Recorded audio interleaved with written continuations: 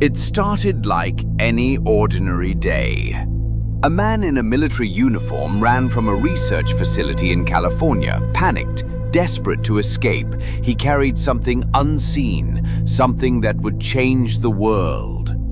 By the time the gates slammed shut behind him, it was already too late. The superflu, codenamed Project Blue, had escaped, a man-made virus, mutated, weaponized, designed to spread quickly and kill silently. And it did. They called it Captain Trips, but there was nothing playful about it.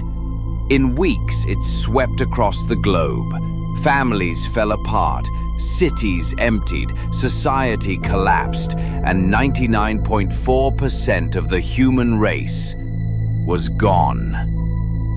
But a few survived.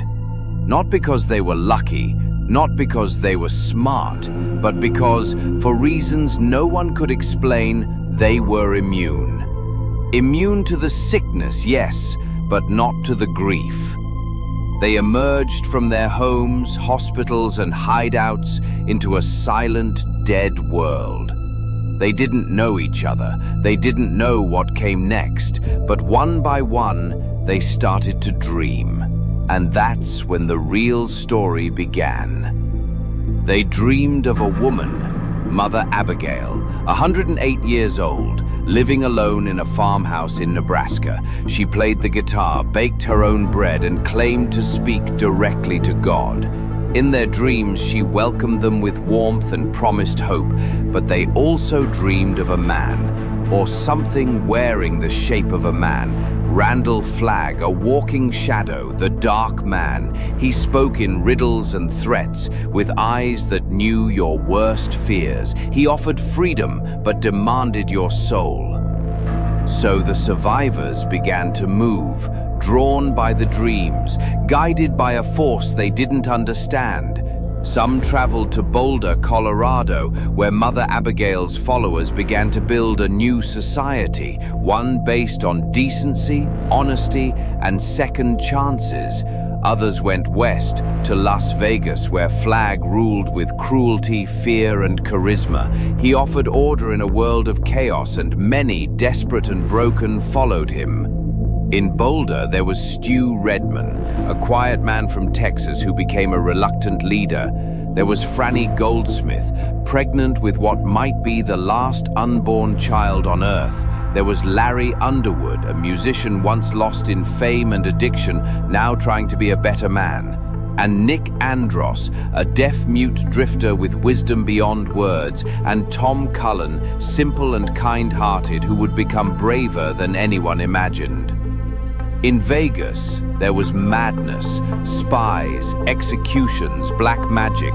Flagg's followers built an army, preparing to crush the other side. He wasn't just planning to survive, he wanted to rule. Mother Abigail vanished into the wilderness, seeking clarity from God. Her absence left Boulder shaken. A bomb, sent by Flagg's agents, tore through the town. People died, Nick among them. Fear returned. But Abigail came back with one final message.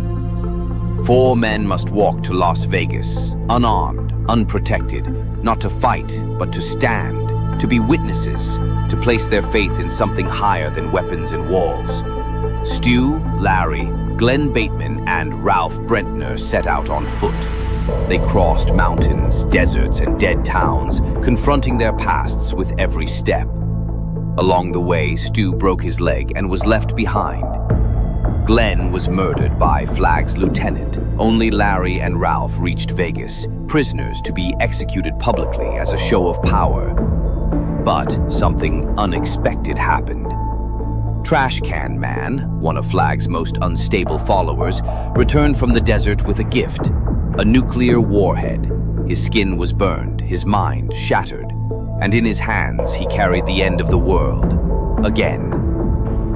At the moment of execution, as Flagg stood before the crowd, lightning crackled in the sky. And then, it happened. A giant hand of light, divine and ancient, appeared above them. Not metaphor, not hallucination, a hand of God. The warhead detonated. In one blinding flash, Las Vegas was gone. Evil had destroyed itself. Back in Boulder, Franny gave birth to a baby boy. At first, he got sick, the same flu. But then, he recovered. He was immune. Humanity still had a chance. And then, one day, Stu returned. With the help of Tom Cullen, he had survived the mountains and made his way back to Franny and the child. They were together again, quiet and alive, ready to try and rebuild. But in the jungles far away, a man opened his eyes. He had no name, or maybe he had many.